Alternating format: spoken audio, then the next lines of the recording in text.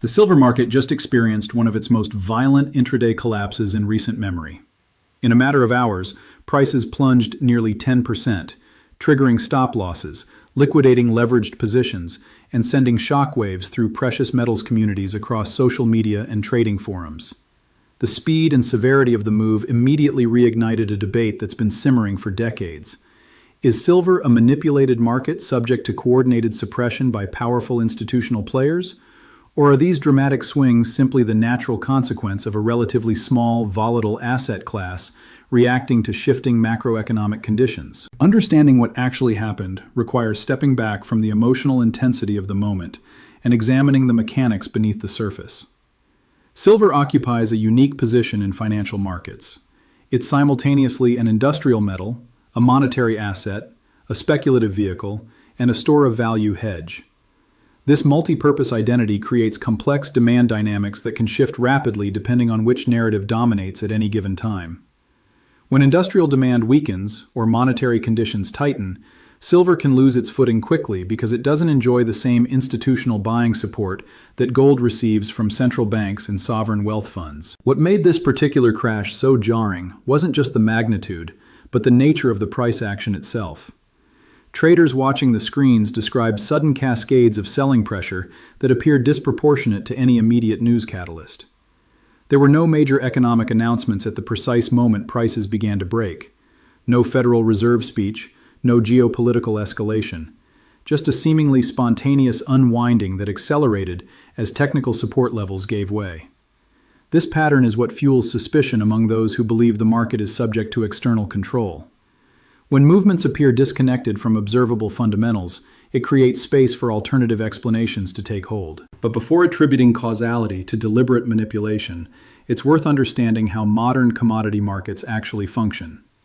Silver trades across multiple venues simultaneously, from New York's COMEX futures exchange to London's over-the-counter spot market to various electronic trading platforms. The vast majority of trading volume occurs in the futures market, where contracts represent leveraged bets on future prices rather than physical metal. This means that most participants aren't buying or selling actual silver. They're engaging in financial speculation that settles in cash. When these leveraged positions become crowded on one side of the market, any catalyst that triggers selling can produce disproportionately violent moves as margin calls force automatic liquidation. Consider what happens during a rapid decline. A trader holding a leveraged long position suddenly sees their account equity drop below the maintenance margin requirement. Their broker issues a margin call, demanding additional capital or automatic closure of the position. If the trader can't meet that call, the position is liquidated at market prices, adding more selling pressure. Multiply this dynamic across thousands of participants, and you create a self-reinforcing cascade where falling prices generate forced selling, which drives prices lower still. This isn't manipulation in the traditional sense. It's the mathematical consequence of leverage interacting with volatility in a relatively illiquid market. Liquidity is the key variable that distinguishes silver from larger asset classes. The entire global silver market is surprisingly small in absolute dollar terms. Daily trading volumes, while substantial in contracts, represent a fraction of what moves through currency markets or even equity indices. This thinness means that large orders, particularly during off-peak hours when fewer market makers are actively quoting, can move prices dramatically. When a significant seller enters the market, whether it's a hedge fund unwinding a position, an algorithmic trading system executing a program strategy, or even a legitimate commercial hedger protecting against inventory risk, the impact can be outsized relative to their intent. Those who argue for systematic manipulation often point to specific patterns. Prices frequently seem to decline sharply during Asian trading hours when Western market participants are asleep and liquidity is naturally lower. Large sell orders sometimes appear just as key technical resistance levels are being tested, conveniently preventing breakouts that might trigger momentum buying. And there have been documented cases of banks paying fines for spoofing, placing fake orders to mislead other traders about supply and demand. These aren't conspiracy theories. They're established facts that lend credibility to broader suspicions. Yet even acknowledging these instances of proven misconduct doesn't automatically explain every sharp move. Markets are inherently reflexive systems, where perception shapes reality in continuous feedback loops. If enough traders believe silver is going to fall and position accordingly, their collective action can create the very outcome they anticipated. When technical levels break and algorithmic systems detect breakdown patterns, they execute selling strategies that amplify the move, regardless of underlying manipulation. The distinction between coordinated suppression and emergent complexity becomes genuinely difficult to establish with certainty. There's also a macroeconomic context that can't be ignored when evaluating recent silver weakness. The dollar has been strengthening as markets reassess the Federal Reserve's policy path and global capital flows shift in response to changing growth expectations. Commodity prices broadly tend to move inversely to dollar strength because they're priced in dollars globally. When the currency appreciates, it takes fewer dollars to purchase the same amount of commodity, creating downward pricing pressure.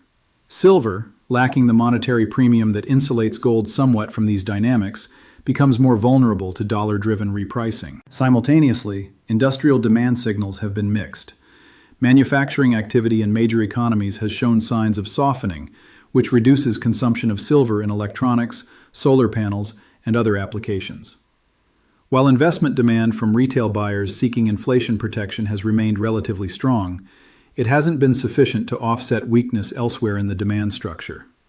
This creates a fundamental backdrop where prices are susceptible to correction, even without assuming intentional suppression.